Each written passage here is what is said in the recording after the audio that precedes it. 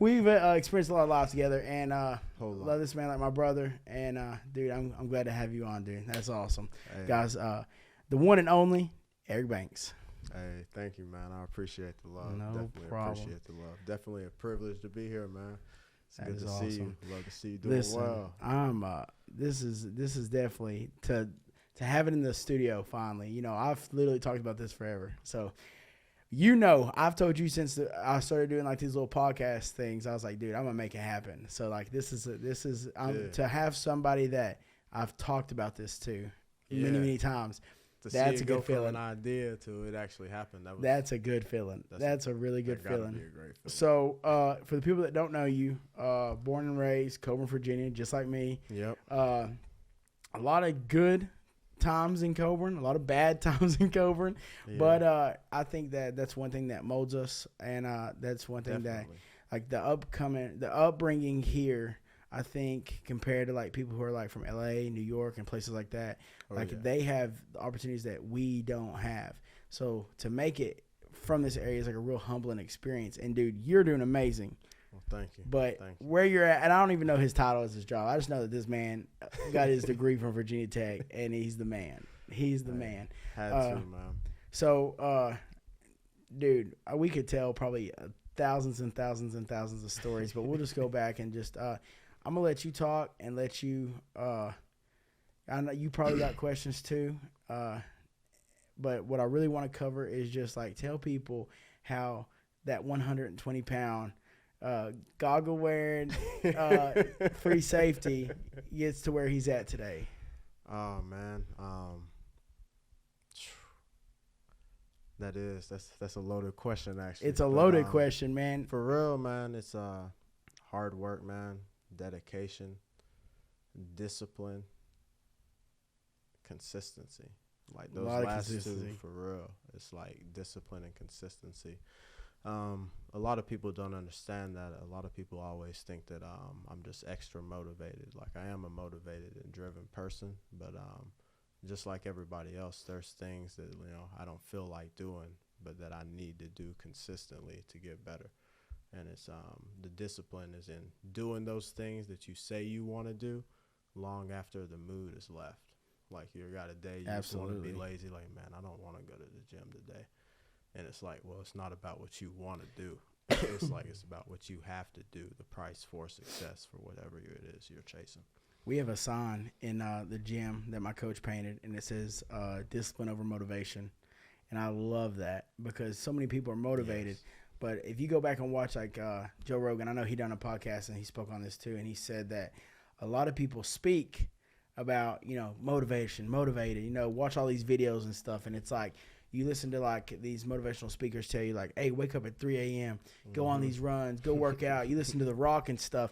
That stuff, listen, that first day, you're going to feel good. You're going to probably listen to that speech going to the gym. But on the third, the fourth, and the fifth day, it ain't about being motivated. It's about being disciplined because that stuff is not easy. That stuff, when the motivation runs out, you got to still have that discipline. So you got that discipline. And with that discipline, like, you got to have a why behind whatever it is that 100%. You're doing. Whatever it is that you're passionate about and you're out here chasing, you have to have a why. Exactly. Because, like, it's easy to, like, not go do that when you don't have a why. Like, if you don't have a deeper reason that's bigger than yourself, then, it makes it hard to go really do those things day in and day out, no matter what. While everybody else is out here, having a good time or drinking or doing whatever they might be doing, that's not honing in and like working on their craft. No, 100%. Like you're still in there working every day.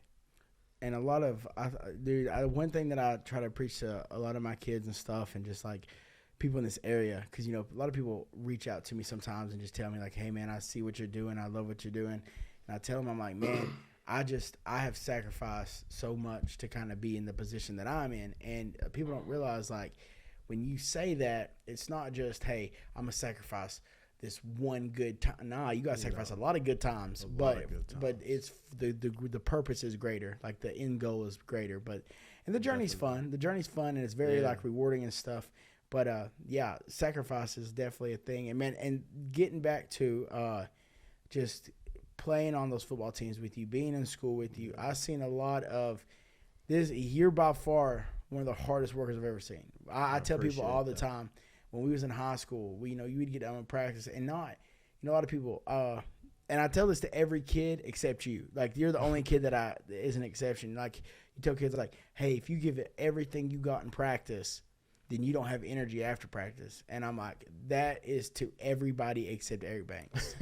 Erikk Banks is an exception, because I can remember us being in football practice, and like, you wasn't the fastest on the team, but you was destined to finish first. And I remember every once in a while, Ethan finally say, okay, I'm gonna put it in sixth gear, and he'd win these sprints sometimes, but it was your goal every time to try. Like, max effort was never a problem. And then after practice, when you would go get the sled, take it back outside and run these hills, man, I was like, I tell my kids, I'm like, don't ever tell me that you don't have more. Don't ever tell me that you don't have more. So definitely one of the harder workers I've ever met. And so going back to, let's talk about just because I in the main focus, man, and this is our first one. So we're basically winging this for sure. Basically winging this. But no, let's just talk about. I do want to talk about some things, just like as far as like coming from Coburn and stuff, because that's a lot of my people that keep up with my stuff are hometown people, and a lot of people, you may not realize this or not, but people still look up to you, people still talk about you, and people still enjoy the name, the family, you and Justin, and there's a lot of stories that carry behind that last name. And so out of your whole high school career and stuff, what is like the best memory that you have, like having that green jersey on? Like, I think that's one that, like, I think that's one that like the people definitely want to hear. And not only the people, I think the kids, man, like when they hear that, the name, the story and stuff, I think they will definitely want to hear, like, what is one thing that you did in that green jersey that stands apart from everything else?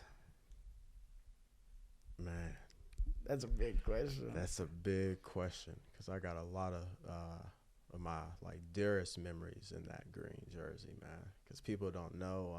People always be like, football is a game, but like growing up for me, like it was more than a game. Like, we grew up kind of rough. Things weren't always good. See a lot, early.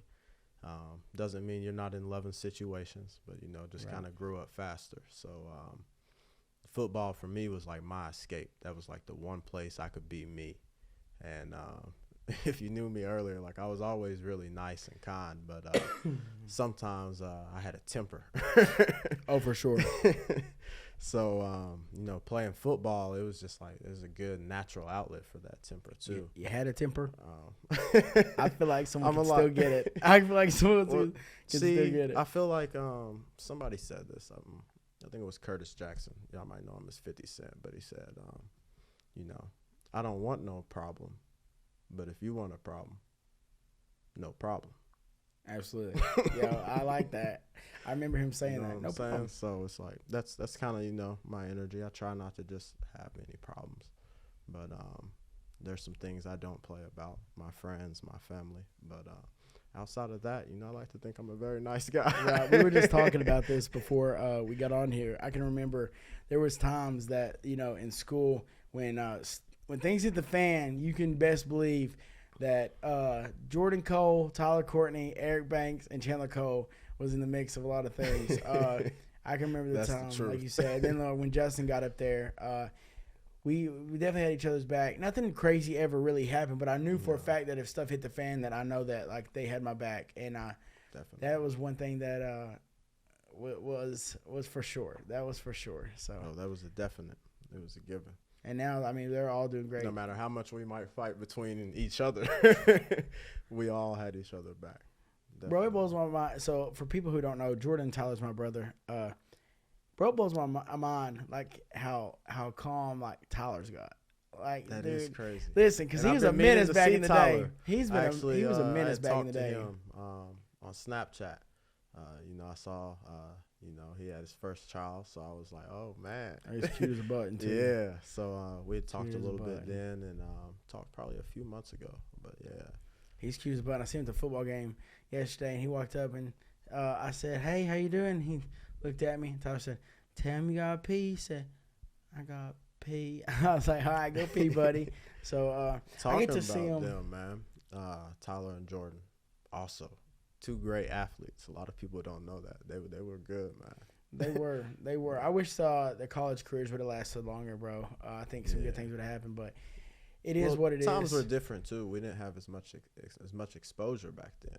No, for sure. If they had TeamCole Productions, if you weren't making it far in the playoffs, it was hard to get seen far as next level. If they had TeamCole Productions, though, hey, TeamCole Productions, that will take you high and far. I'm telling you, that's what TeamCole Productions. That's what everybody needs. But no, man. Back to the question, man. Like, what was in that green? There's a lot of memories, man, there's a lot. Like, see, for me, I can remember scoring my first touchdown was a big one against Castlewood in that corner, man, because I never scored and me diving. And then, but like, then thinking about, like, bro, you scored all kinds of touchdowns. So it's like. And that's the wild thing. A lot of people think it'd be, like, one thing you just remember, like, one touchdown.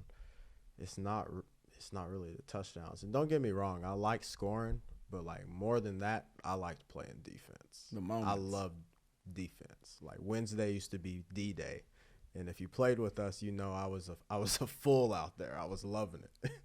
I'd be out there yelling, screaming. That was the day. We got the black jerseys that day. Mm-hmm. Bro, it was the day we tried to kill people. That wasn't the day to be lacking. We were trying to hit.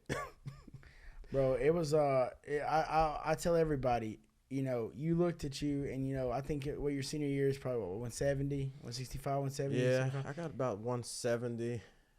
I was probably like 220, 172. Dude. And it was never fun hitting you. Even me being bigger, it was never fun hitting you. That I say some people know how to stroke people. You were one of them. It was never fun. But luckily, I was always on the same side of the ball as you as far as like starting and stuff. So I never had to worry about practice. I'd say my biggest memory is probably practices, bro. I don't know if you remember this, and I don't want to. Because people think it's always games, but like they don't realize you practice like 4 or 5 times as many times as you're gonna have games. Yeah, for sure. Because you're getting ready for the games. So I'm not gonna put his name on here, bro. I'm not gonna call him out. But you know what I'm about to say. I know what you're about to talk about. So I brought this up a while back, man, and we talked about this, and He actually told me, he was like, "Yeah, I remember that day you clipped me in practice." It was not a clip, bro. So me and Erikk was on scout team. I ain't gonna say no names. I ain't gonna embarrass him. I will say this: it was not a clip. But he ran. I got to see it. I ran a what is it called? Not a post, but a corner. I ran a corner. You ran like a hitch. Yeah. And bro, and you gave him the and then when hit he a little turned move around real quick, and then I just took off. So, bro, that was about far the hardest hit I've ever had in my life. He didn't have his head on a swivel, and like when I heard and saw it mid-run, I was like, "Oh God!" That's probably my best memory, bro, and it's bad because it was on my teammate. But dude, I honestly, a lot of my memories I have are bad memories. Like I remember when Tyler hit me in practice one day. Oh man, sent me for a flip. Jordan hit me one time. It hurt pretty bad. Yeah. And then I remember the senior call out my freshman year when I tricked the senior, but we're not gonna say his name either. But that was a good memory for me too. Yeah. Man, practice was probably better. Practice was, man. You want to know 2 people I want to give credit to that really made me a lot tougher in football? Adam Hill and Darren Greer. They were dogs. I remember when I came up, and it was like I wasn't playing like safety, but they had me at like backer for a little bit. And when I was at backer, I had to hit these men. Dude, why did it feel like they were so much bigger than us? Always. Some strong. They were always grown, dude. Yes. Darren jacked me up in practice early, too one day. and I'm talking Darren loved to hit. Bro, that man was a menace. That man was a hoss. That man was a menace. But that really toughened me up. Like my 8th grade year really toughened me up a lot. 8th grade, 9th grade, like. Dude, I'm having flashbacks right now. Yeah, now I'm thinking you got me. I never really got hit by Adam, but I knew he was a menace because I seen what he done to other people. Both menaces to society on the field, but they played the game how it was supposed to be played. They did. They hit you dead in your mouth. I really hate how their senior year turned out for us, man, because they were good players. And our first year of Eastside was actually, we had great athletes. It's just like some people jailed, some people didn't. I don't think we jailed, and we had all the players, man. We had a line. We had running backs. We had like a couple running backs. I remember we had Cody Hill. Yeah. We had you. We had Adam. Was Darren running back at the time? Yeah, I think Darren played like fullback. Yeah, dude. So we had the players. We just couldn't make it happen. And I forgot who he had. That damn tight end was good. I don't know who that was, but that boy was good. I don't know who. He might be that in front all of me, region tight end. You know what I'm saying? But no, but that was the moment. I think there was a time when I was in peanut football, and I won this award called the Toughest Team Award, and we lost to Pound, but I got the award for having the most tackles. And I think that's what really was the beginning of me realizing I'm an individual sport kind of person. Like, that was the beginning. Because even though we lost and my whole team was crying, I was not crying. I was so pumped. I was like, yeah, I did that. I won that. And then when we lost to Castlewood, but I had a good game, I was like, yeah, I ain't meant for this. Because I don't care about the rest of us. I care about my success. And I tell everybody, man, football is one of those things, though. It's really good, though, to play team sports because Definitely. It teaches you a lot about life, and especially about the structure. Points of life. The structure of, like, work and the structure of just, like, being a part of a team and all of y'all working together to accomplish a bigger goal is something that I think is very important. I feel really bad for people who never get their kids into sports and stuff. Not saying that they're any less of a person, but it's definitely hard helps to you understand. Teaches you. I feel like it gives you a head start on some life lessons because you learn some hard lessons. Like, oh my gosh, and you're humbled over and over again. No matter how good you might think you get, you can be humbled. for sure. And and I kind of got that with wrestling too. Wrestling did that too. Wrestling was a team sport, but it wasn't as structured as far as all of us got to work together. I think wrestling was those things. It's kind of like that's good. Wrestling, what I always say, that's a man sport. Like, you can't go out there and blame nobody else. It's you and another man on the mat. Builds character. So if something happens and he beats you, it's hard to say anything else. You can't.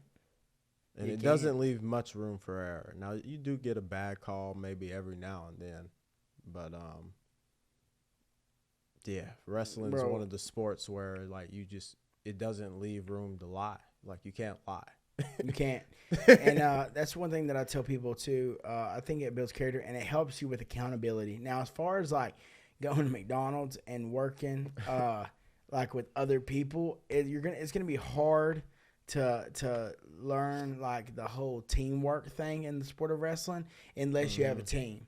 Like, so like Grundy, like, they know how it works to all work together for one goal. So, like, that helps them. Wasn't Christiansburg, like, those teams, like, so they understand. Now, like, you take a team that has, like, 3 or 4 wrestlers, like, they're going to understand the value of hard work. And probably, honestly, those are probably going to be your people that outwork people that, like, and look like the complete, like, jackasses, like people who are just assholes. But that's, like, that's just what you carry from that sport. And I think that being the hardest worker in the room is never a problem. No. Some people they can't do anything but help you.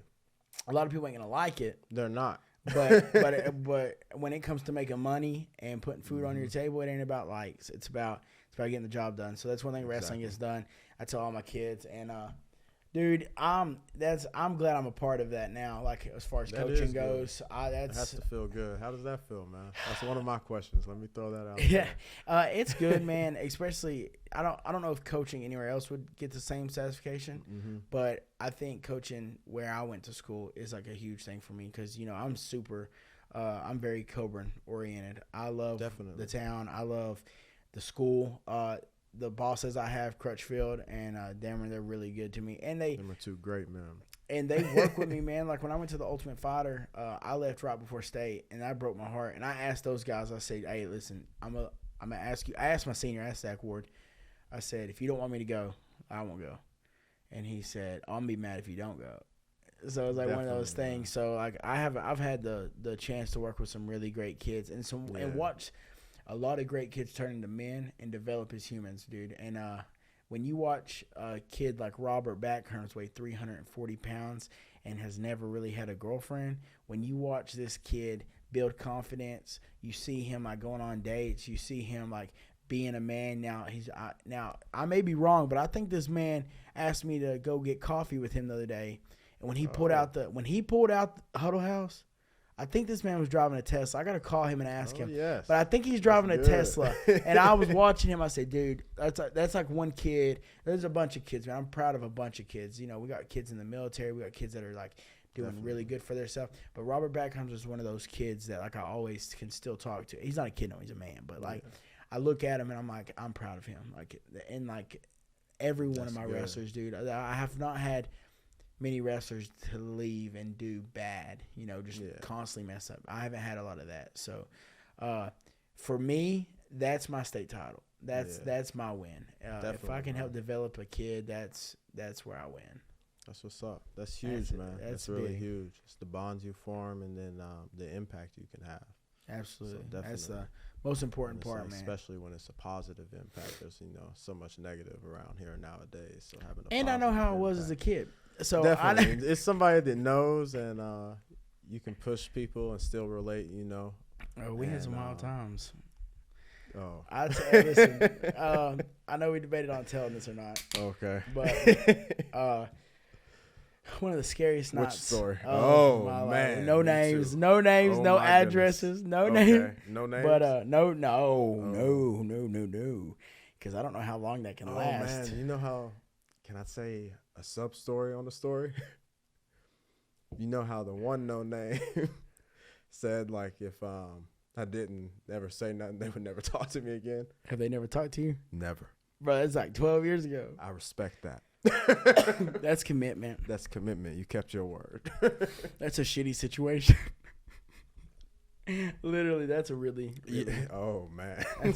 That's a. See what you did there.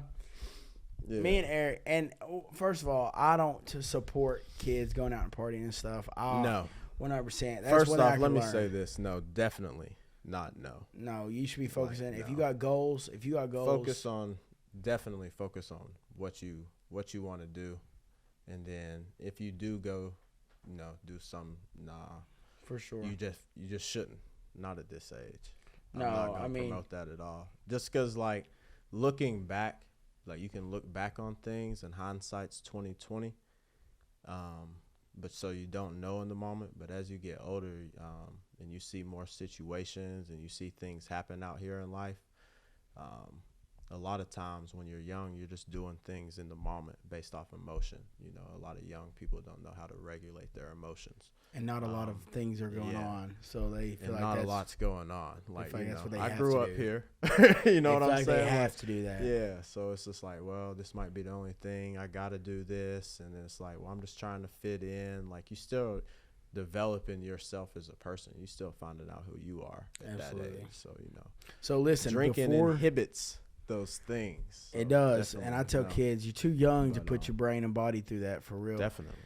You're still developing. But listen, before we go and tell the story, we're going to cut to a commercial on TeamCole Productions.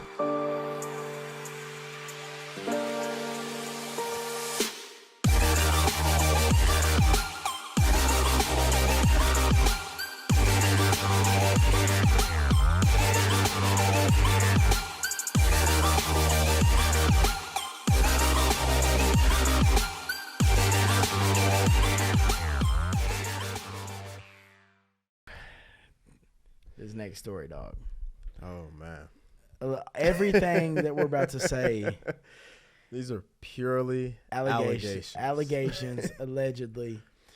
But back what we were saying before, the reason why I think I'm so hard on my kids is because I know kind of like how spontaneous we was. And I tell them, like, we wasn't perfect and things like this is going to happen. But I think that's why we had really good adults in our life, and that's what I try to be. Did. That's what I try to be. I try to be one of our coaches because I remember a coach, and I'm not going to say his name, definitely chewed me out for this allegation that it's what we're about to talk about. But it's a great story, and I always told myself that one day we're going to document this and tell the story. So and we did. We had really we had good role models. Great role models. You know, we both had some parents that might not have been, doing the things they should have been doing, but they definitely did. They loved us. Definitely felt love. Never once just didn't feel love. But they raised us right. But I'll never forget your dad's favorite quote. Do as I say, not as I do. And shoot, that's went a long way. So all of this, so we'll tell the story, and so basically this has been retold to us. So this is how it has went down. So allegedly, one of my family members asked me and Erikk if we wanted to go hang out with some people, and we was like, yeah cool, So this family member at a gathering, and this is how the story was told us. So allegedly. So they asked us if we want to go to this gathering, and we show up, and we realize that the owner of the property may have been out of town. Allegedly. However, allegedly her child left the door unlocked for a group of people that did not include us. Could have some quality gatherings at this house. And that's a great way to put it, man. It had been going on for days, allegedly, before we had pulled up. And the day that we pulled up apparently was the day that everything decided to hit the fan. Everything hit the fan. Allegedly. Yeah. So we show up, and this dude runs down the driveway with a case of Coca-Cola and says, I've drunk too much Coca-Cola. And use your imagination here. Yeah, and somebody was at the bottom of the driveway that rest his soul, that knew the number to 911 pretty good. Definitely. So for some reason, allegedly, me and Erikk Banks thought that the best idea would be to jump over a hill and hide in the bushes. We were there for about 30 minutes, and then we thought, okay, coast is clear. We'll go up and we'll go back into this property. So while we're in this property, lights are off. We're just seeing if anyone's there because it was in another town. Yes. We go to leave, crazy. And all of a sudden we see flashlights. So yeah, when we saw the flashlights. Timing is everything. Allegedly, timing is everything. So my quick hand skills, as one knob turned, another one turned, and just in time. And may have dead bolted a door to where they couldn't come in. And we played hide and go seek What a cameraman. He's almost fired. So no, he's doing good, man. Cut us a slack. Shout out to Colton. So shout out Colton. So allegedly, we played hide and go seek up until the wee hours of the night, and we decided to get up in this attic where this window is, where we can just look out and see if we can see anything. And in a vehicle decided to stay parked at the bottom of this hill and wait on us. It did. Well, we never came out because we smarter than that, allegedly. Allegedly. I mean, this is how the story was told to us. Yeah. So, we did not come out of this house. And finally, this car left. They said, hey, it must not be in there. So, we decided at 4 o'clock in the morning to go, run for it. So, whole time, allegedly, somebody was worried. Not worried about the car outside that was waiting, but knew they had work and knew that their father was going to come downstairs at a certain time and knew that if they weren't back, all hell was going to break loose. That was what do you think you would have been more mad that you was gone or more mad that you wasn't there for church? Oh, no, that was always a thing. Yeah. I think that was like his way of making sure that, I definitely stayed out of trouble.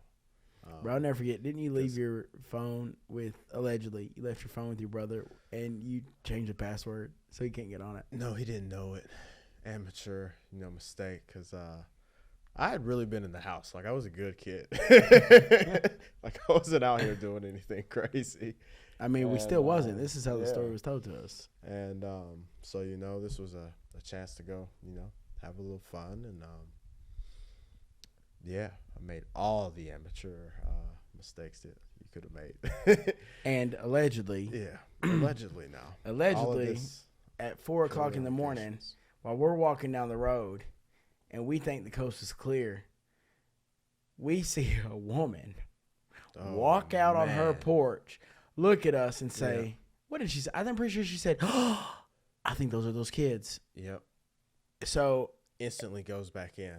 Erick's looking over at the porch and he says, Chandler, don't run. Don't make it suspicious. And when he turned back, I had about a good 30 yards. He took off. I took off because I knew he was going to catch me. And I didn't want him to take off right and then me be behind. But we played it safe. We found allegedly we found a house to hide in. And then man, that was at a... And then we hid there and we ain't gonna tell that part. No. But we stayed there and then when the coast was clear and we knew that shift change was coming and they passed us. The funny thing is allegedly they passed us like 50 times. Yeah, but, so many times. Anyways, though, we ended up and let's make this clear though. Thorough they are. Let's make this clear though. There was no laws broke by us. Like no laws. No. Honestly, there wasn't no laws. I think, and that's what I tell people. It's like we didn't really know. We were invited and we didn't even do nothing. But we got stuck in a really bad situation. Yeah, it was like horrible timing. Allegedly. Yeah. Allegedly. And this is why we say just be smart. This is a story for y'all to know, not to do dumb stuff because it comes back to bite you in the butt. And dude, and the reason why I can talk about things like this is because, there's a time that, I used to, after high school, that I used to drink and stuff like that all the time. And, dude, I really laid it down about 2.5 years ago. And ever since then, dude, my life has changed. And that's why I tell people, man, when you learn that you can have fun without it, good things happen. And that's true. You can only speak from experience. And, that's one thing I try to be super real with the kids I talk to. I don't try to cut no slack. I don't try to lie because I feel like that's the problem with people. People want to act like they're Superman. They're perfect. Yeah, they're perfect. And that's what makes kids think that they're not doing enough. Kids will be doing super good. Like something's not attainable or this or that. It's like, no. And mistakes are super normal. We make mistakes. Yeah, mistakes teach some of the best lessons. Mistakes are super normal, and when kids realize that, bro, life is so much easier. I think I try to tell all my kids. Mistakes, you fell at something. A lot of people want to quit because you fell. I'm like, no, you got to fail your way to success. That's when you start. Yes, that's when you start. Like, if you haven't lost enough, then you got to keep going. Yeah. You haven't failed, and then 100%. It makes people not want to take action because they're worried about failing. Or like 100%. Maybe I won't do good or look good, or this is crazy. Long story short, to finish this, back to the story. We somehow find our way at Holiday Inn and call the guy that left us. Yeah. And he was mad at us. But he left us. Yeah. He left us. And then he said that the guy that you were just talking about a couple seconds ago, I'll never forget, he said he jumped on top of me and broke my back. Remember that? He said, yes. I thought y'all got ate by bears. So that was a funny thing, is just like that situation. But no, all this is just allegations, and no laws were really broken for real. No. But I try to tell people laws. Is that's why you ain't got to go to parties and stuff to have fun. Even, and I'm not going to get into it. I just want to speak on it. That situation that happened this weekend with the girl. Oh. That thing. And see, the wild thing is, because, I work out of town now. So I'm down there, in Charlotte on a big project, doing some work, do construction, engineering, management. So definitely stay in school, get your education, guys. It does pay off. There's other things you can do than, play ball or think you got to play sports. There's a lot of great jobs using your mind out here. So definitely protect that. 100%. But now I think I lost track where I was going with it. I brought up the which I'm not going to talk about a lot. Yes. I just want to say. I know what it is, but I was saying, so, I catch a lot of things like really late. But, yeah, I heard a little bit. Don't know, all the ins and outs. But, yeah, fill me in. I know it was some wild things going on. It's, like I said, bro, honestly, I don't even want to be caught on a podcast talking about it. But I'll say 3 things that I learned from this past weekend. 1, people in our area need to realize that alcohol can, if you think alcohol is your best friend, you're gonna have a really lonely and painful lesson. And I think that's one thing that a lot of people's learning in this whole experience, man, is just like, you don't need to have alcohol to have fun. And everybody wants to gather around people that they think are their friends, and that's not, dude. And don't trust a handful of people. Trust a handful of people, man, because bad things can happen. And 2, when stuff hits the fan, people need to stop grabbing a cell phone and recording it, and because you got a lot of observers, and it's crazy nowadays, man. Bro, it was just, I felt like things were different. For sure, when we were growing up. And it's and I'm not here to talk about either side. Until it comes out, I'm going to let the investigators have to do their own job, because that's their job. Let them do that. But, dude, the only thing that I will say that I think is sideways is I think that a lot of people are using this in the wrong manner. I think a lot of people are using this for attention, for themselves. And some of the feelings are authentic, and you can tell which ones are. And then you can tell which ones are a little exaggerated. For example, if something like this happened to me, would you ever post a status and tell people you're coming for them? See, so first off, I just want to say this. That day better not happen. I don't know the full details of everything, and I don't know the players or anything like that involved. Like, I'm not, I do come back in, my daughter's up here, so, very involved in her life. But, I do hear things as well. But, for what you just asked me, no, we didn't move like people move differently. We moved different back then. Like, if something happened to you, I'm just gonna show up. Nothing's really about to be said about it. That's one thing I don't like about this is like that's just the way that I move. You know what I'm saying? And for the situation, I don't know, but yeah, and a lot of it is no pun intended. Like a lot of it is allegations, and like that's why and we're gonna move past this, bro, because realistically, like, I'm not about to get on Facebook, people dogging me and trashing me for no reason, like. Oh, not fair. But no, I just do think that like a lot of people are definitely using this as like a platform to get attention, and I don't like that, because the situation at hand, clearly the girl's not happy with the videos and stuff that was taken, and like a lot of people on both sides are paying for it, whatever. I wasn't there, so I can't speak on it. But I will say this, that a lot of people, their feelings aren't authentic, and I don't like that. I don't like that, because I know that the people who truly care about me are like a handful of people that know me, that I let into my everyday life. And I know that, like, there wouldn't be nothing said if something like that happened to me. Like, and that's where real feelings come into play. I think, and a lot of people are crazy. People are mad because ultimately there was laws broken that night, right? So people are going to get back at people for breaking the law. They're going to go break the law and then announce it. And it's like, guys, like, yeah, it's crazy. You're talking about going, like, you just cell phones these days. It's crazy. Yeah. People need to lay off social media, period. Yeah. And I don't know enough about anything, just to be clear. You know, you're going to have more details than me, but just from what you said. Oh, I got the details. I just ain't talking about it. Yeah. I got the details. But like I said, off record. we'll talk off this. But like, but like I said, it's a really bad situation.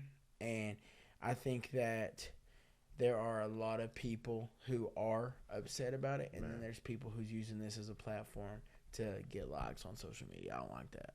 If that's the case, man, that's a shame. It's a shame. Everybody wants to be your best friend at this point. You know what I'm saying?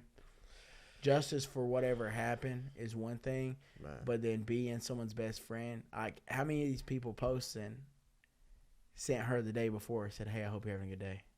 A month before this happens, how many people say, "Hey, how you doing mentally?" Man, that's my friend. Yeah, I can't. You know how, dude. You know Definitely. what I'm talking about, bro. And it's like, that's what I hate about the way people are nowadays. It's like, people always think, like, for me, for example, they think I got it figured out. And it's like, bro, and I think I laugh because the people who know me know that, like, I'm still grinding. I still am fighting, like, these battles as far as, like, I'm not fulfilled. I'm not done by no means. You know, I'm not even close to being done. So, like, definitely, my people are like, "Hey, how you doing? How's your mental? How you doing today? How you grinding? How's grinding?" Because they know how hard I work and stuff. So that means the most to me is like those people who reach out, even if it's once a month, twice a month, 3 times a month. So they check on me. How are you doing? Definitely. One thing that I got, that was a bad burp, but one thing that this guy told me one time that really stuck with me is he said, "Realize the difference in what's up and how are you doing." Yeah. Those are different. They are different. If someone looks at you and say, "Oh, what's up?" They just want to know what's going on. Yeah. And people say, "How you doing?" They want to know how your feelings are, how your emotions. So I take that very valuable. When people say, "Hey, what's up?" Definitely. What's up, man? Hey, genuine interest. You know what I'm saying? Like, I got a lot of acquaintances. It's a lot of acquaintances. And I got a good amount of friends, man. But my circle's big for what I do, but it's small compared to how many people I got in my life. Man, proportional wise, it's small. When you start doing big things, like sometimes it gets like that. But you just gotta keep your head straight. Down, keep grinding, stay humble, and stay grounded. Like the baby said, chin up, chest out. Yep. Chin up, chest out. Whatever life throw at you. So, bro, definitely, man. I know we've talked about the allegations and all this stuff, but I wish you could really tell that story. It can't be told. Yeah, it can't be told. And the crazy thing is, and that's another thing that bothers me. It's like, realistically, the story's not even bad. It's not bad. But we can't tell the story because of, realistically, like a lot of people names, would take that story and run with it and try to make it out to be like it's bad, and it's really not bad. Like something bad. But I know how people like to twist things, so I'm not gonna tell the story. But no, people they're gonna say things anyways, because that's people. But it's just something I learned getting older. Like, people are gonna say what they want to say, but like, that's why it's like, I think it's start big talking for people. About this. You gotta know like who you are as a person, right? No, for sure. It's like, I think when you doing something like what you doing, you know, what I did, it's like, you chase a dream that you actually have. People are gonna tell you all type of things. Oh, like, well, nah, you're crazy. Why you doing that? Oh, nah, you never gonna make it. Like, nah, like, this isn't going to happen. That isn't going to happen. That you just keep hearing all these why it isn't. Just makes you want to go do that more. Absolutely. And I always, I'm trying to think how we even got talked about that. The story to begin with. I think it was because I was saying, like, I try to tell my kids, I try to be real with them and let them know, like, definitely. Hey, I know where you're at as a kid, but I expect, and I tell you one thing that with coaching that has taught me one thing. When I was younger, I thought that it was perfectly normal for Coach Shank to pick me up at 5 a.m. to go on these runs and work out and stuff until I started coaching. And then I was like, oh, this ain't normal. Kids don't really do this. I did that. So I try to like talk to these kids and tell them like, hey, look, we have to put this work in. We have to do that. So, but I tell them like, I get that you're going to mess up. Yeah. But don't ever think that all this can't be taken away from you in a blink of an eye. And so and I don't know if you've seen this or not, bro. Talking about a blink of an eye. You know, the other day, I forgot what the date was, made 10 years since we won the district championship over in Castlewood. Man. 10 years, bro. 10 years. Dude, that's crazy. We're old as That is crazy. F word. We're old as F word, bro. Yeah. It just goes to show you how fast time goes, man. We are definitely getting older. Time does go. Guys, it's your most valuable asset. You know, choose wisely what you dedicate your time to out here. Has the biggest impact. It's going to have the biggest impact on your future. I tell another thing, and I know, man, I got all these little quotes I tell my wrestlers. It's crazy, but they're all the same. It's every day. But I tell them all the time, like, you have this time from the time you wake up, from the time you go to sleep. And people are like, oh, you got to wait for your opportunity. No. There's opportunities every single day to put you closer to your goal. You just have to take them. And those little time slots that present themselves throughout the day, you have to take the most advantage of them. So you do. So that's one thing I tell all my kids, like, you got to just take advantage of whatever's given to you. And time is one of them things, man, I think people take for granted because we won't talk about it too much, but bro, one thing that like really made me learn that was the Britney situation, bro. Just that yeah, man. It made you really realize life, and that was a big eye opener for me because you and like I said, I know you probably don't want to talk about it, and no, I mean I'll touch on it a little bit. It definitely is a hard subject, but when I lost my sister, man, that put a lot of things just into perspective in life, like just in general, just because like especially time, it told me like, you know, you don't have time to just be playing. Like, yes, I'm young, but I need to chase my goals and, you know, my passions, ambition, and drive with a sense of urgency also. Yeah. Just because, you know, I didn't like the position, you know, like my family was in, you know, kind of necessarily like how we grew up. Now I'm like I said, I was loved. It wasn't nothing like that, but things were definitely different, you know. We were in some different situations than, you know, a lot of other kids growing up. So, but I just want, so my why, you know, it's just so much bigger. I, you know, want people to get out of survival mode, actually get to live. And I felt like before I could do that or have the impact I wanted to have, I lost one of the closest people to me in my life. And just wasn't anything I could do about it. Didn't know how to deal with it. Had to be strong, you know, at the time, and it was hard.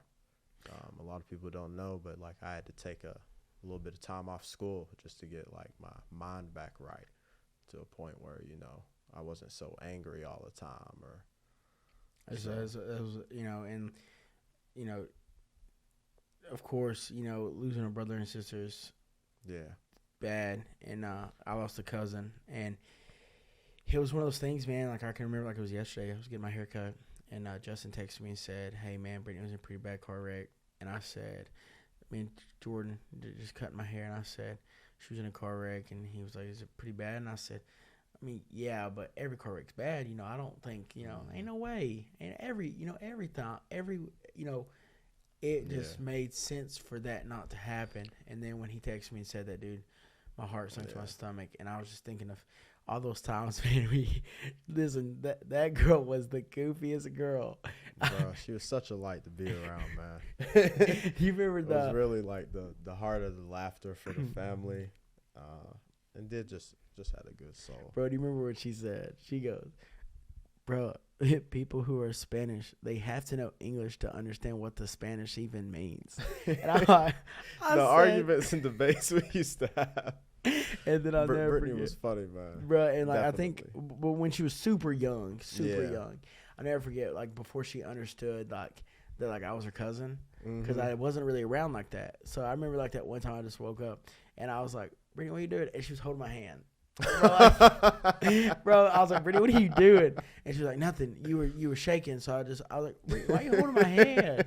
And she was like 11, bro, and like just like little things like that, bro. That like she definitely, like I said, 100% would definitely bring her back, but definitely, she definitely. Yeah, there's a whole value. A whole lot of other details to that, man. Bro, but she added a lot of value to people's life, and she made it.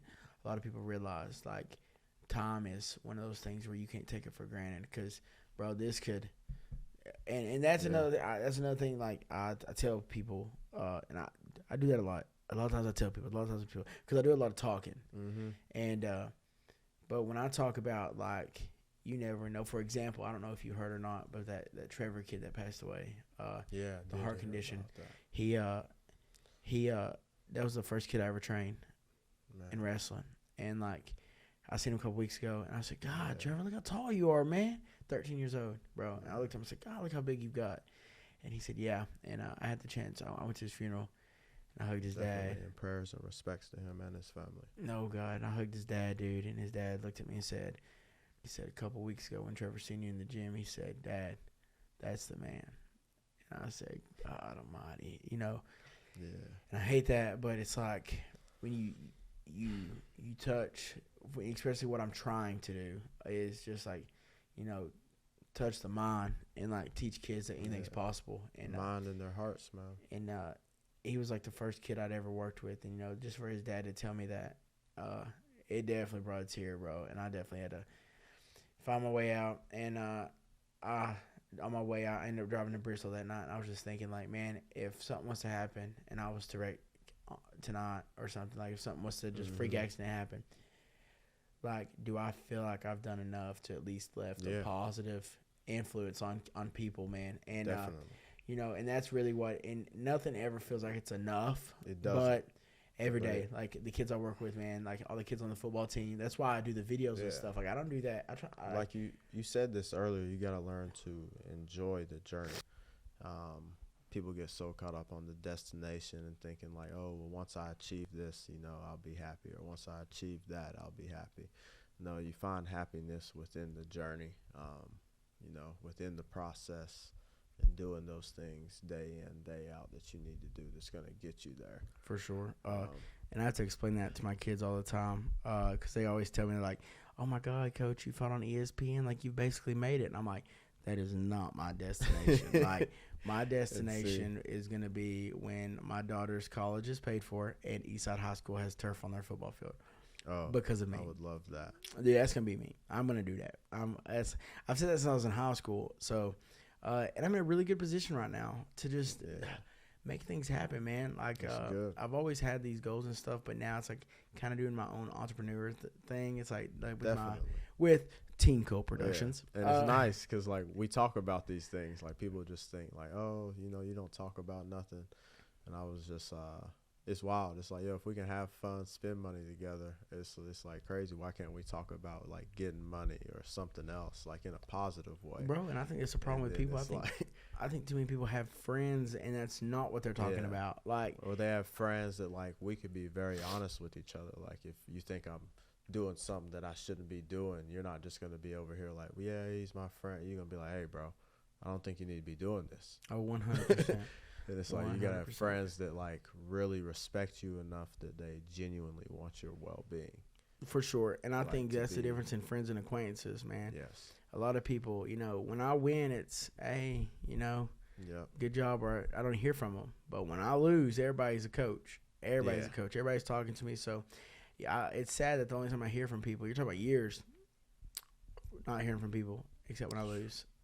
And it's like, they want to be my coach. So, but no, definitely, man. What was we talking about before the journey and the destination? There was something we were talking about.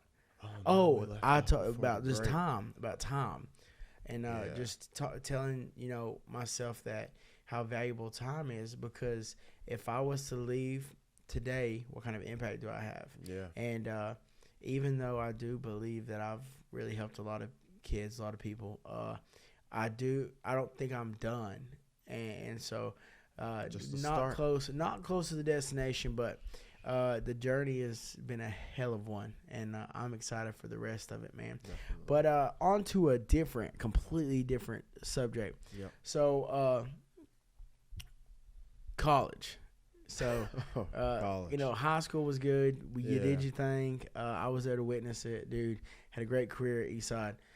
Then, you walk on at Virginia Tech. How was the walk-on process? Like, how was that just like, knowing that you wasn't recruited, but you knew that you was going to be on that team? Like, you wasn't taking no for an answer. Yeah, so I think they caught wind of me. Came down here. I think we were playing Norton. We played Norton. But yeah, that was a good rivalry. But yeah. So then I went up there, wanted to play football, and I was just like, you know what? Well, I didn't get a scholarship up here, but I got academic. So going into like getting that academic, first I want to say something.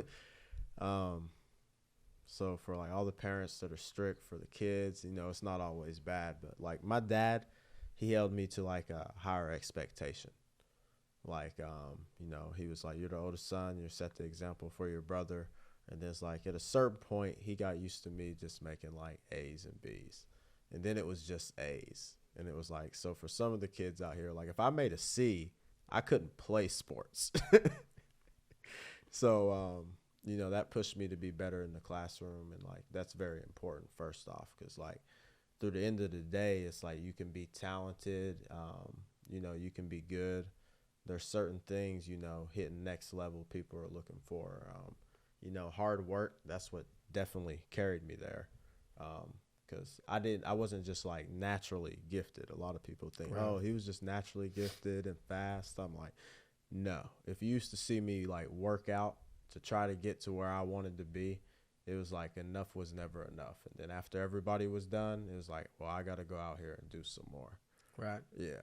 Because it was just like, I had been fortunate enough to see like other places, like bigger areas. And I realized like, okay, I might be, in a good position here and doing well here, but like, would I be able to do that, on a larger scale at the next level? Because I just knew there's always people that are better. Oh, but you was obsessed, bro. I was obsessed. It's like it didn't matter. So I was hungry. I was very humble, but I was just like, I was never scared of another man. I'm just Can't like, be. like if you got lungs in your chest and you got a heart, or you got lungs in your body and a heart in your chest, I don't fear you. And I think that's how you get to. That's God. Yeah, right. And that's God. like, and you can't fear nobody. Yeah. That's how I look at it, like in the fight game too. Like people are like, man, why you fighting heavyweight? You're 5'10", man. It's like, because I don't fear no one. My training partner when I was a kid was much bigger than the guys I'm fighting now. So I don't fear none of these guys. And shout out. That's that's one thing that I've always noticed about you, man. Is like no matter the test in front of you, like that was never going to be an issue. Like no matter how many stars that he had beside of his name, no matter how big they were, right? I've heard a lot about that, but you would know more than I would. But you definitely, I remember you touched on that one time. You just told me that it's not even it's like what camps they go to. That's really the big thing. Camps, like, getting exposure, money. You need some money to get places. If your program has money, then they can send you those places. Yeah, they can send you. And that's hard from like a little town, Coburn. It is. I mean, it can happen. It can happen, but and I'd like to be able to like change that more one day. Right. I hold like have more of an impact. I got things in the works to try to, get there. Working, bro. To be able, working. So you got to you got to be a part of like a lot of cool things. I did, bowl games. It was ACC championship. A great experience. This is what I will say. Like coming from like not like having a lot of money, like there are definitely times like, we got to do things and, it was all right. Like, I felt I was loved. So, like growing up, that was what it was. But it's like you get there and it's like, oh, wow. And you talk about these things and people like, And like one thing I've noticed, like a bowl game, for instance, it was like you go to a bowl game, they fly you out, you're in a hotel. It's like you come in, it's like you're celebrated, and it's like then they like bus you in. You got police escorts, and then it's like you get to do all these events and dinners and like other things. Unreal. And I remember like Belk Bowl, they took us on a shopping spree. That's awesome. Yeah, you got like a gift card, and it was like $450, $500, and then you got like 40% off and an extra 20% off. That's of everything crazy. In the whole store. Ain't it crazy how people get in trouble for like getting paid, but that's not considered getting paid? Yeah, well now you can get paid, which is crazy. Right, it's wild. But they can give you a $500 belt card until you go shopping. Yeah, but that was just the bowl gift. It was crazy. Bro, you got an Xbox too. Yeah, bro, that's what I'm saying. It's like military bowl. And I couldn't believe some of these things. I was like, whoa, are we getting in trouble? Got an Xbox? I was like, bro, that's crazy. I didn't know it worked like this. And then, definitely good present. It was definitely some things like that. But that's not even the best thing was like getting up there and you got to be around some real competition, and I loved it. Right. Loved every minute of it because it's just like everybody that's up there is the best from where they're from. So it's just the best every day, and it just makes you better. Out of all your championship rings, which one's your favorite?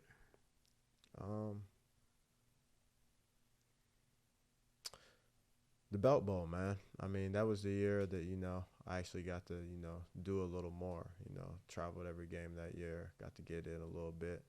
Didn't get to do as much as I would have wanted to do, but but sometimes it was good. Life works. Sometimes it is, man. It is. That's awesome. Yeah, but definitely that one, man. That was a special year. We went to the ACC championship that year as well. Did y'all ever win the ACC while you was there? No, we didn't. So we lost to Clemson when they had Deshaun Watson. Florida State.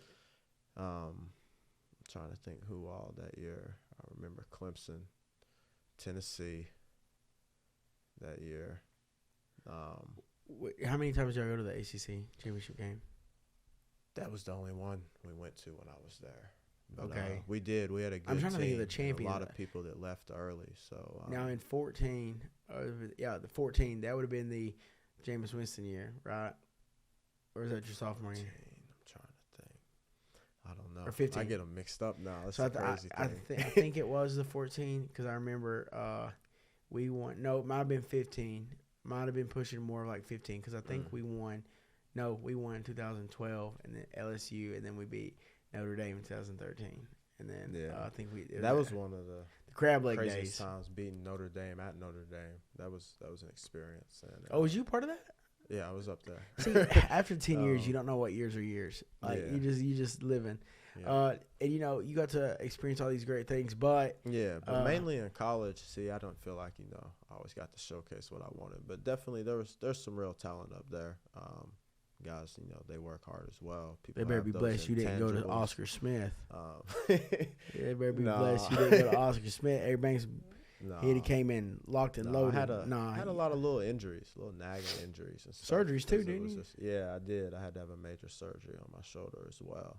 But it's because I didn't have necessarily intangibles, but I was fast. And then if you saw me in college, I got a lot bigger.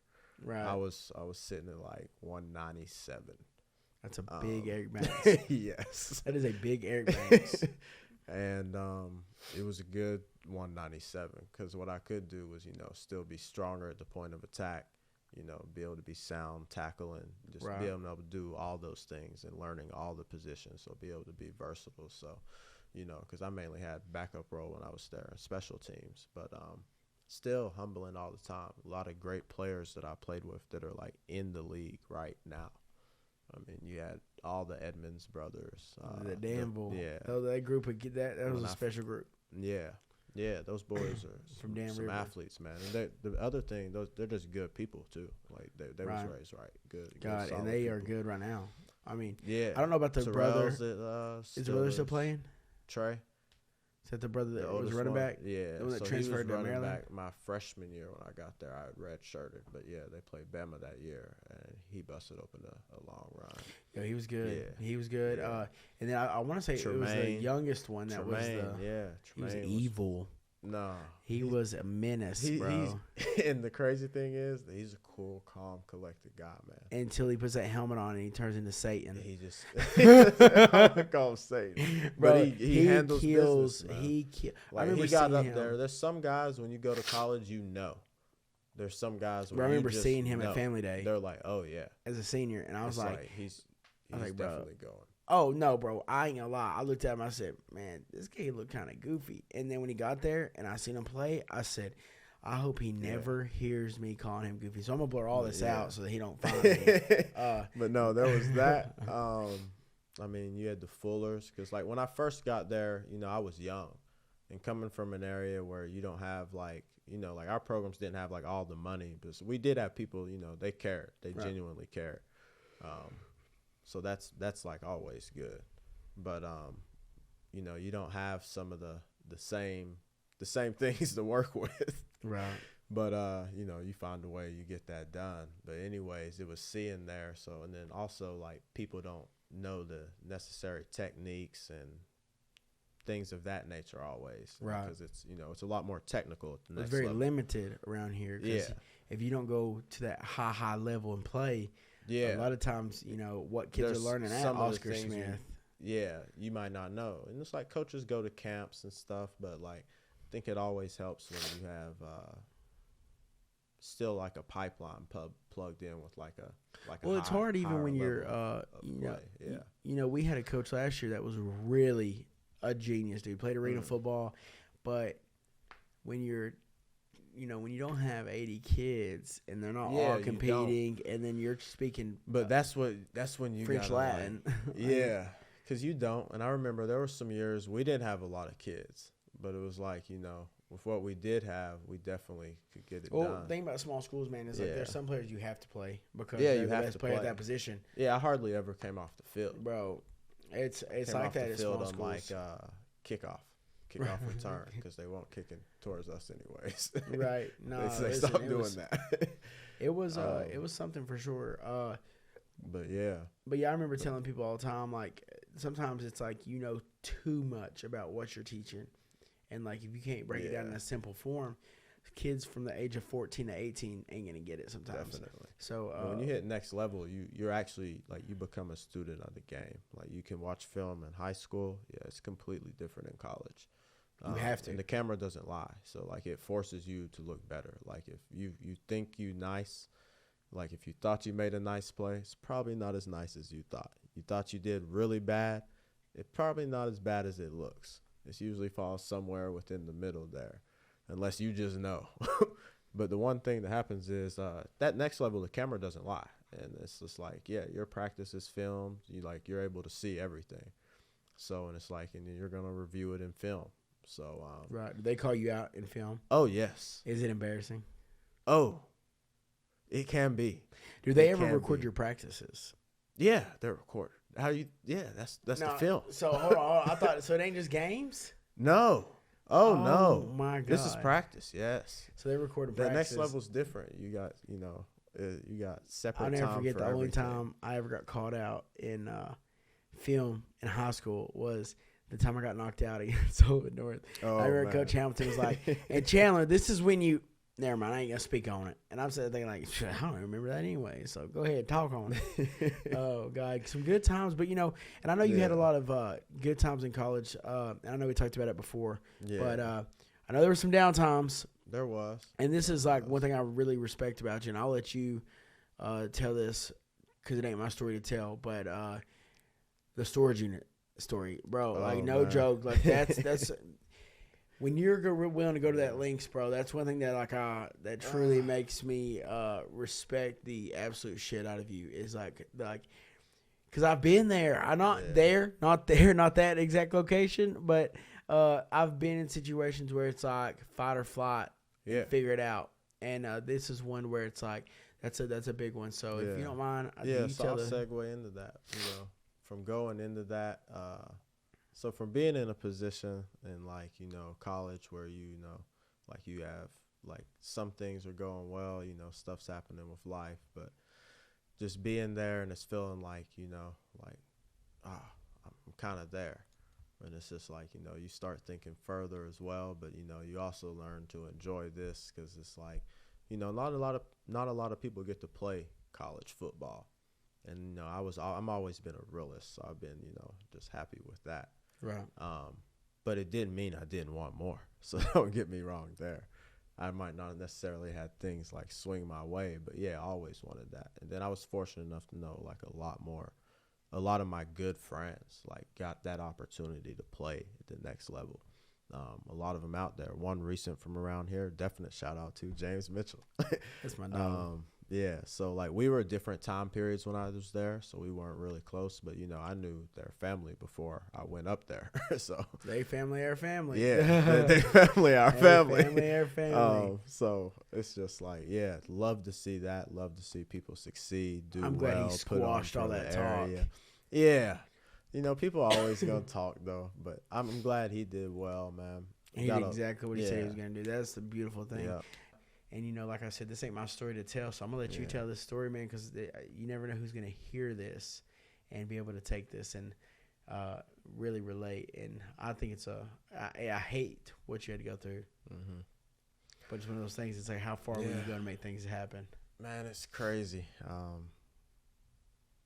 It's crazy. It really is. I look back now and I'm like, dang. Whenever I feel like I'm slacking, that's the kind of drive, you know, that I'm like, oh yeah, that's the kind of drive. That's the kind of things I had to do to get to where I am. But yeah, basically, man, you know, 2017, lost my sister. That's the year I had to make a decision with football, especially going into my senior year. And I felt like I'd put myself in a good position to see a lot more PT than I had before and like actually get out there. But it came into like a money issue there. Didn't really have the money to like basically do both. And then hadn't got a scholarship again by a certain point once we had new coaches. So I was just like, man, you know, then had a major injury, surgery. And then, you know, I kind of looked, you know, I've looked at it, you know, you see type of talent you up against. And it's like, you know, working hard, that's never the issue, but it's like, you know, I'd been hurt. I was like, I don't necessarily have those intangibles. And it's like, you know, at that moment, like when you can't afford to do something and you don't, you know, have the means or, you know, help to get those things, you got to make a decision. And so I was like, decided to hang that up at that point in that year. And then, you know, lost my sister. And then also my dad's case and, you know, stuff that had happened there. So I felt like, whoa, everything hit at once. And that's probably the most down I've been, but I ended up having to take a break, you know, get a little time, get right. And then I just made that decision that I was just like, I can't quit. Like, what am I going to quit? Like, what am I going to quit for? You ain't a quitter. Because life happened. I was like, you know, I was just like, my dad always raised me, you know, be a man, stand on your own 2 feet, even when times get hard. And I just always wanted to be, you know, an example, but also like I knew my family like needed me to be strong too, and I always wanted to be that person. And they were like, oh, you can't do this, or certain names associated with your family or this and that. I was like, I'm going to be that person that changes the narrative somehow, some way. Even if it wasn't through like, you know, my first love and my dream of like playing football, I was just like, it's going to be some way. And another thing I was blessed with was like a mind as well. But I used to always feed my mind, like be reading, be studying, be doing, you know, things that, because I understood the importance of, I never just wanted, you know, just to be good at sports. And so that's something my dad always stressed too. He was just like, look, I done saw it happen. Be good as you want to be, and then, you know, you get hurt. He was like, that's, you know, that is what it is. It's like, you got to have something to fall back on. And the crazy thing is, it's like, I had a lot of tough love, but, you know, I knew he loved me. But he was always happier when I brought home report cards, no matter how good I was doing in games. And then it's like, so that was the thing. But just bred resiliency early. But go through all of that, and it was hard, man. It was really hard. And then didn't have the money just to start handling like basic things in college. Like, you got to have somewhere to live. That takes money. You got to eat. That takes money. You need transportation. That takes money. It's like everything takes money. And it's just like, I didn't have a lot of that. I had at certain points like 3 jobs. Like I'd wake up, where I stayed so I could save some money wasn't necessarily the closest to campus. Like at that point, I had stayed in better places before, but I'd had academic scholarship for a good 2.5 years before that slipped through just trying to do everything at once. And it was a lot, but yeah. So it's just like you would get to that point, and I'm just like, man, I'm like, what I'm about to do. Right. And then it's just like, yeah, I had made that decision, and but yeah, I'm talking like trying to do whatever I could. I was like, no matter what, I'm not gonna quit. I was like, I'm not gonna quit. I still have the opportunity. I was like, things have not gone like I wanted. Like I've been up here, felt like highest points, and then I felt like lowest points. Especially when it's like your senior season, something you've been working with, feel like your whole life towards, and things can't go a certain way because like you didn't have enough money. And it's like that hurts. It hits different. And then the rest of life to hit you with that.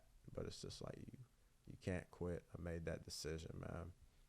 And yeah, but would have 3 jobs at one point. Walked to the bus stop like 4 something. Bus, wasn't running that early. Tell these people where you were staying. Man, I was probably 4 miles off campus. And then, so when I opened at the gym at school, I used to just have to like get there earlier. The bus didn't run that early. So it's like, yeah, I was walking.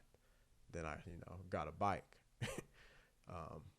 borrowed a bike, gave the bike back, then steal the bike. But, yeah, allegedly. So I used to make that. I used to make that pedal go open, go from there, and then after that, it'd be about 8. Yeah, 8. Go from 8 to 12 at the food line. Work there, and then I'd be off there, go up to the fields, and I was like field supervisor, and then I had a slew of jobs. Anyway I could make money, I was just trying to do it. But I was trying to do whatever I could, man. And then it's like, so I got back in and just, didn't have the money necessarily to pay for both, and then had to pay some of the tuition right there. And then that was, that's hard because you're not talking about, a couple $100. Couple thousand. Yeah, you're talking about 1,000. And I knew I wasn't going to have the money to pay tuition and pay rent. So I was like, man, you made the decision. You back at this point. You just need this many credits. I was like, let's finish this out and let's get this degree. And yeah, so right then it was just like, I was like, you know what? Nah. I was like, no matter what. I told myself no matter what. So paid that first tuition payment. They actually granted me a grace period. You're supposed to get 3 tuition payments. Right. They were nice enough to give me 4. Just because there was no possible way I could make the first one because they broke it up into 4, but I only needed like 6 credits to finish. Or yeah, it was whatever it was just enough credits. I had to finish taking a senior level engineering course, but it was just enough credits that like you couldn't qualify for part-time, so you couldn't get any financial aid. And it was also like, it wasn't just like one class. It was like class in the lab for the class. Man, it was a harder class as well. Especially bouncing off all that. Your mind's everywhere. You still, you're just trying to hold things together. But, yeah, so I'm sitting there and I'm like, all right. I said, all right, well, like time to make that first of the third payments, really the second of the four, because they were nice.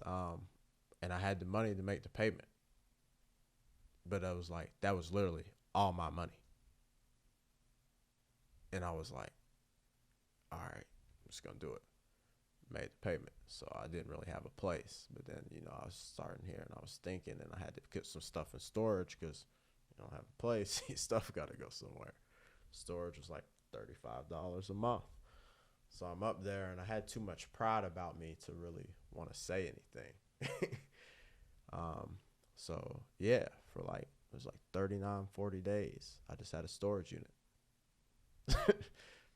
Unit, went to class. So your rent was $35. So guys, if y'all out there struggling, just know you can pay rent. Yeah, wasn't supposed to be staying in the storage unit. Is that a rule? Oh, they made it a rule. Oh, because of you? Yeah. The storage unit was like made it a rule, like no one there after 10 p.m. Oh, but it God. was like, I would just be out there, I'm going to study and go to school, handle my business. How are you supposed to know? The things I'm supposed to do. Yeah, but during that period of time, I was like, I feel like you could store your ass in that building if you needed to. I was like, that's just what it took. And I was like, there had been like, because you can couch hop and do that. But, I never try to like overstay at somebody's place. Right. And then I'm just like, no, you a grown man. You need to take care of yourself.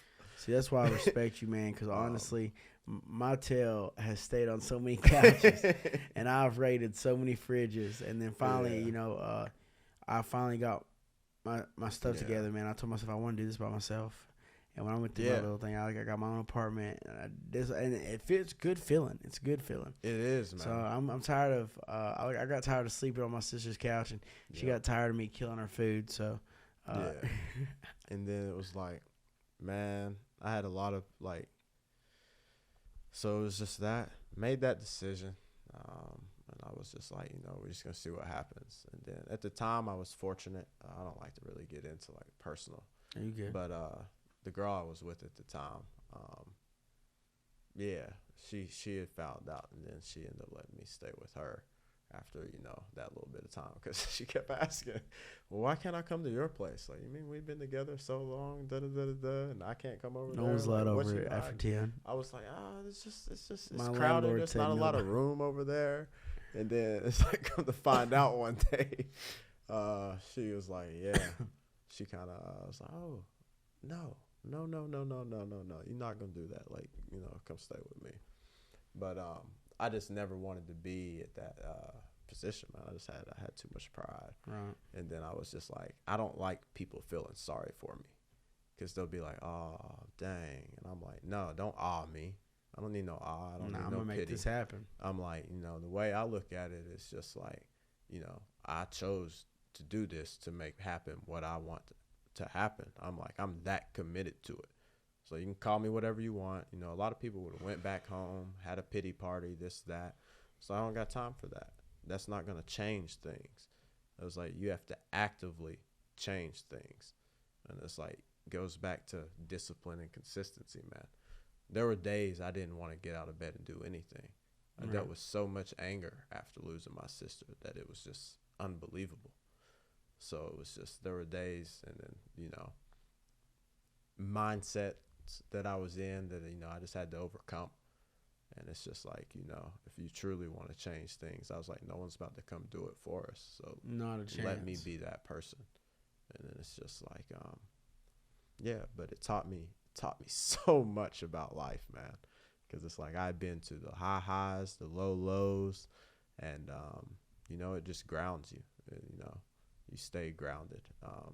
And I've always felt like, even when I went to school, a lot of people are like, well, you don't come around much, this or that. I'm like, man, do you know how taxing all of that is? And a lot of people don't understand. It's like, I come around a lot, actually. I'm just, I'm not as out there as I used to be. You don't put it on Snapchat. I'm not posting everything all the time and things like that. I've kind of, so I got older, and after some of those things, it was like I kind of did draw back a little bit, keep some things a little more private. But, personality, it's good getting back out there. No, absolutely. Yeah, and definitely. Dude, like, but look at you now. Look at what you're doing now. You on some boss stuff. Tell them what you do. So I don't say a lot, I'm real big on action. You already know that. He is a college graduate. That's a big thing. I don't like to talk about, because people be like, oh, you've done a lot, you've accomplished so much, and I just be like, I'm glad y'all feel like that. Because I'm not scratched the surface of what I'm setting out to do. So I'm proud of you. Yeah. So a graduated Virginia from Polytechnical Institute. Yeah, I did. Yep. So it's big, dude. Yeah. It's real big. So like academically, like while I was playing ball, like I went from I wanted to be an engineer when I went there. Went to but I got my second choice major, which was physics, because it closely mirrored basically what I'm trying to think of. Major? Yeah, it mirrored that major. Like the first year of it mirrored it pretty similarly, like the classes you needed to be in engineering. And then so I also took a class at a community college for engineering that I needed, because there was only so many slots. And like Virginia Tech engineering, there's a lot of people, a lot of very intelligent people trying to get in there. And it's like more than just that goes into college. Like I graduated high school with a 4.26. We had a 4-point scale. Like, we had some very smart people in our class. Right. Yeah. So,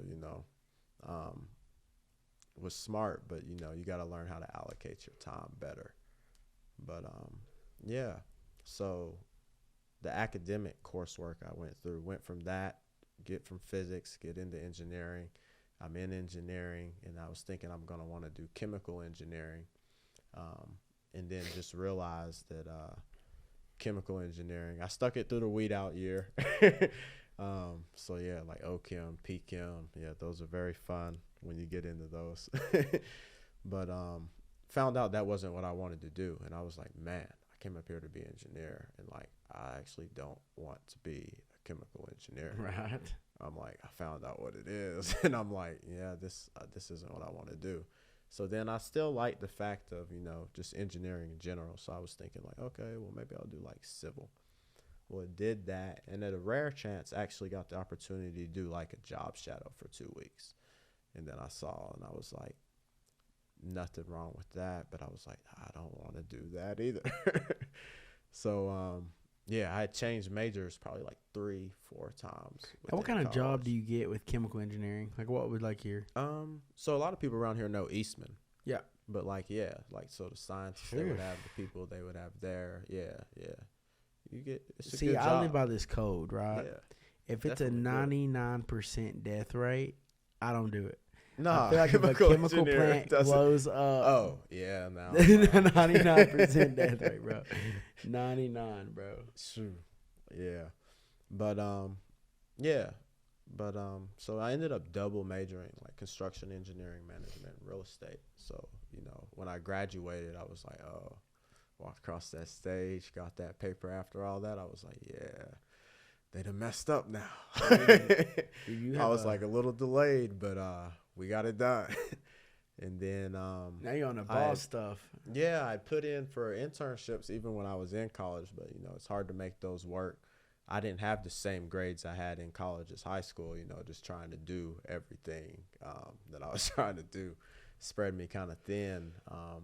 But still graduated, still got that degree, and I put in for an internship with the same company I'm with now, before, and just never got an interview, which was like very, very humbling for me. So I was like, okay, this is different, got to work at it a little better. Okay, it's just like, let's figure this out. Well, I graduated, and then they called me. That's awesome. Yeah. So after I graduated, worked as a project manager for Virginia Tech's renovations and construction department up there. So like building things at Tech, which made our like motto, like one of the mottos up there was like Virginia Tech invent the future when I was there. So like that was another cool thing, getting to like, all my history there at my alma mater. And then it's like also getting to like work there. That's like, awesome. Like actually building things on the campus that's like you can drive by and be like, man, I built that. I don't have to do the physical labor, but project management, construction engineering management. That is awesome. Yeah. Then so what I do now is a little different than what my title was when I was at Virginia Tech. So when I got done there, I worked there for about 3 years as a project manager for construction renovations. Well, then I had the opportunity to go down to, go down to Charlotte and be on a pharmaceutical project down there. And it's a pretty big project, a couple million square feet. Project costs like in the billions of dollars. So it's nice to be able to work on that. But on that project, I'm a project engineer on that project. Right. So, yeah. So I know you spoke about like growth and stuff. So I know like when you left Coburn, you got to Blacksburg, and it felt like that was the big move. And now that you've left the whole state of Virginia, like, do you feel like that was like just the next chapter of your life, just get out of the state? Because for once, man, I had felt comfortable. And the weird thing about that is although comfort's good, there's no growth in comfort. And through my life, I've definitely learned that, especially just from the point of leaving high school to now. Learn when people are comfortable, you're not pushing yourself, you're not stretching yourself, you're not growing. And I felt like I got comfortable up there because, coming from everything that I came from, things didn't turn out, exactly the way I wanted it, but, they still turned out pretty good. I was able to do some things that, people in my family haven't been able to do, own property, make, good, legit money. Right. And it's be able to, help my family and, take care of them. So it's that's, that's a big thing in it. Like you was about to say something. No. So like you said, what you've done is the first of a lot of things, just a generational thing. Yeah. So if and this will be my last questions before we wrap it up. And the one thing that I want to know is if you could go back and tell younger Erikk one thing, what would it be? Man, honestly,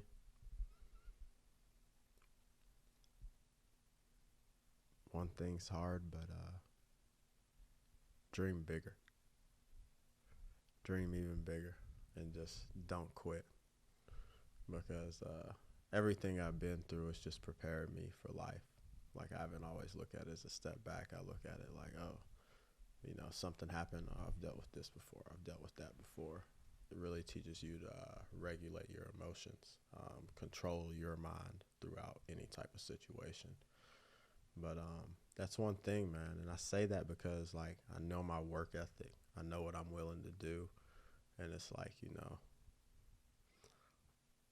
say dream bigger because, all the things they said I would never do, I did.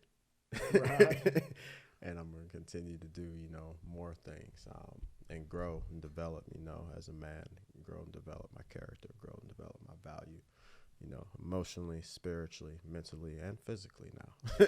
I'm a believer. Yeah. I'm a believer. Definitely. I've always believed in you, man. And I definitely think that you're a walking testimony of just when you say you're going to do something, go do it. And, we're the same age, but there's a lot of things I take from you, dude. And that's one of them is just the hard work. And you was a hard person to catch, man. It was it's as far as trying to work that work ethic, just that drive, determination stuff.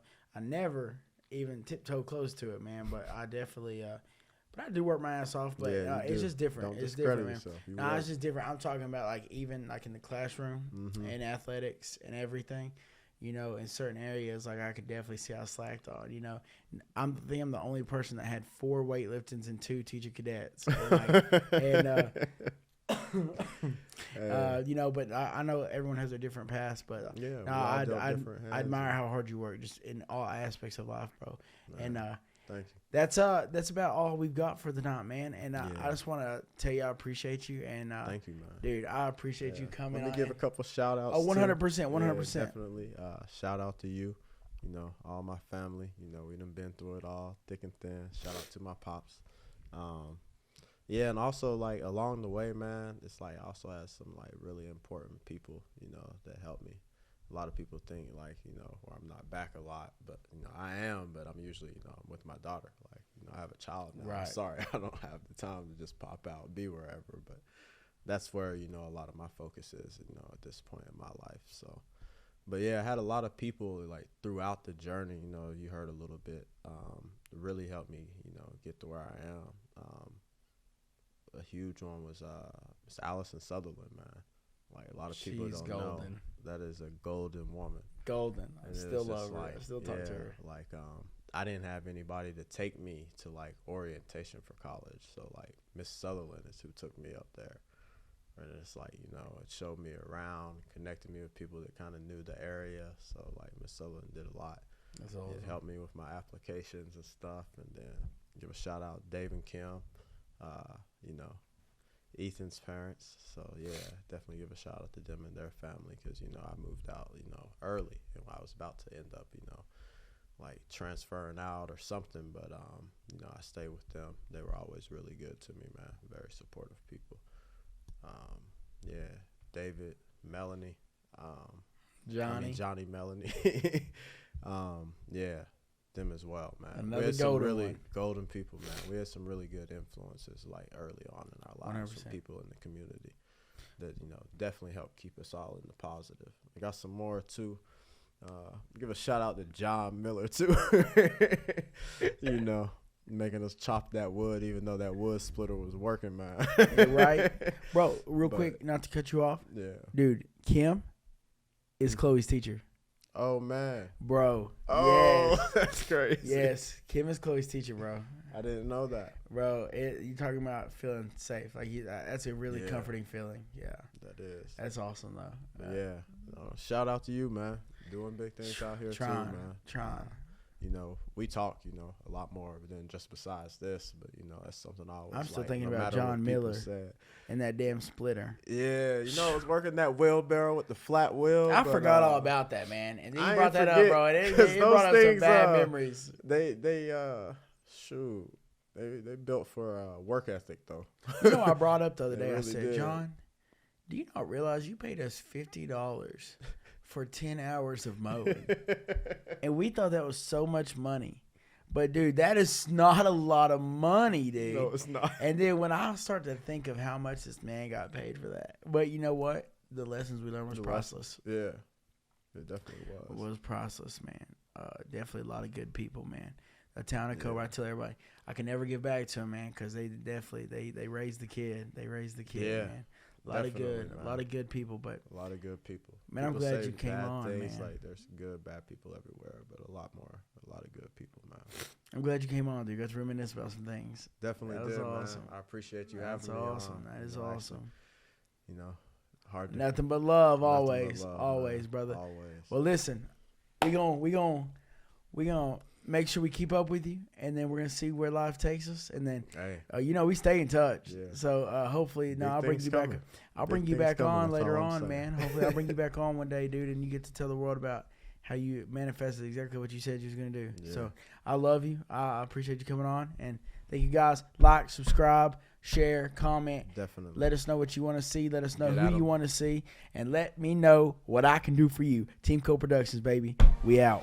Thank you.